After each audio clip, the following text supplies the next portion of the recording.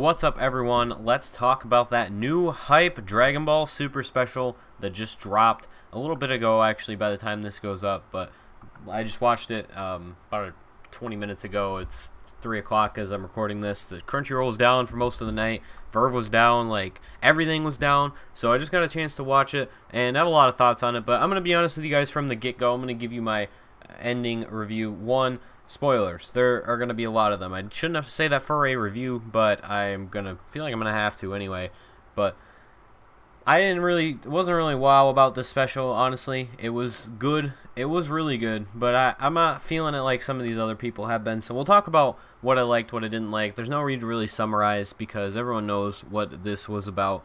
We'll talk about what I didn't like first because I want to talk about what I did like in more detail, because what I didn't like, there were a few things, but it wasn't really as interesting or just talk about because there isn't a whole lot of depth. It's just I didn't like this for whatever reason. So I thought like the Goku versus Jiren at the beginning of the first part was boring because it was just really a lot of things that I just don't like about this arc in general. It's characters I don't really care about. It's exaggeration for no real reason. It's unnecessary clouding of time that really could be used in a little bit of a better way. So I just thought it was a little bit boring. It was just weird to throw on to the beginning of this. I get why, but the other thing was I didn't really like the animation in the first half of part one. Most of it anyway. During the Goku versus Jiren fight, there were a couple animation problems throughout the episode as well, but it was mostly just the first part I thought was a little bit lackluster.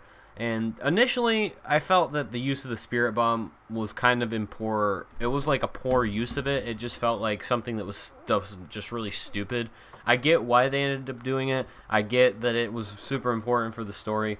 My feeling was mostly that it was just padded, though, and it didn't really need to be, especially in the second half of part one. It just felt like it wasn't necessary. It didn't really need to be there for as extended of a time as it was. So that part I didn't really like. I did like a couple things about it, though, which is I love Frieza's line. It was just really good to me.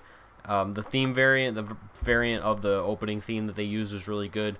And it served its purpose in the end. I just felt like it didn't need to be as stretched out as it was in the end. But that's pretty much all the complaints I had with this episode. I thought it was, or this special, I guess. I thought there were a lot of things that they did that were done really well. For example, after like the first half of episode 1, the animation throughout this entire special was amazing. The scene where Goku first achieves this new form, which is called Ultra Instinct, we're going to go with that. It was one of the best animated scenes of the entire series up to this point, in my opinion. The scene where he comes out of the meteor crater is also one of the really good scenes in this series so far. And outside of like certain character expressions, it was really solid, though. I will say, like, there were certain times, like when Jiren gut punches Goku was like a perfect example where his face just looks really weird. And I don't know if that's just because like they were kind of cutting corners on certain scenes to make other scenes look better. But that's really like the only complaint I have with the animation. Like I said, other than part one of the first part just was really kind of, or the first half of part one was just really kind of meh animation wise. I thought it was really good other than that. I really like that in the lead up to the new form, we got to see every form that Goku has had except for Super Saiyan 3, which I don't really understand why they skipped over that one. They had every other form. They had Super Saiyan, Super Saiyan 2, Super Saiyan God, Blue, Kaioken. It was just weird that they skipped over Super Saiyan 3. I don't really understand it, but it was just cool to see all of them to kind of get a retrospective of how forms have evolved throughout the show and leading up into a new one. I think that that's a gimmick that they should use again if they do introduce a new form, which seems inevitable at this point with how many forms we've gotten. I really liked that the new form, though, was brought about in a lot more of an organic way than any of the recent forms that have been introduced. Now, at the end of the day, it was just a device to try and defeat the main bad guy of this episode, and I get that it's a little bit stereotypical from that perspective, but it's not just an inherent increase in power just because they needed it, just because it was there and they just accessed it. It was something that was very original and didn't feel like it was just for the purpose of doing it.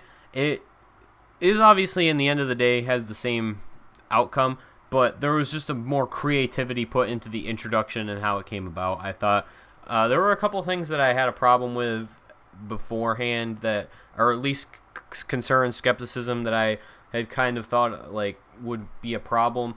with this form, and one of them was the aura, and seeing the aura in action, it's probably my favorite aura out of any form, honestly, other than maybe Super Saiyan 2, just because the lightning is really cool in that form. But seeing it in action in this episode, it just really kind of remedied my concern because it looks so good. It's got so many effects, the coloring is great. It is one of those things that just doesn't really translate to art well, and I understand now, having seen it in action, what makes it so good. So most of the last half of the special, like part 2 of part 2, was amazing. I thought that was the best out of the strongest out of the 4 parts. Start to finish, it was just really good. Animation was great, dialogue was great, the action was great. It never stopped. The action just kept going. Even when they stopped to kind of do a little bit of an explanation of the form, it still just felt like it kept going. There was not really a whole lot of stagnation. I thought it was almost perfect. One of my favorite touches, too, was that Goku was almost completely silent when he reached the new form for, I think, about like 5 or 6 minutes straight up until almost the very end of the fight.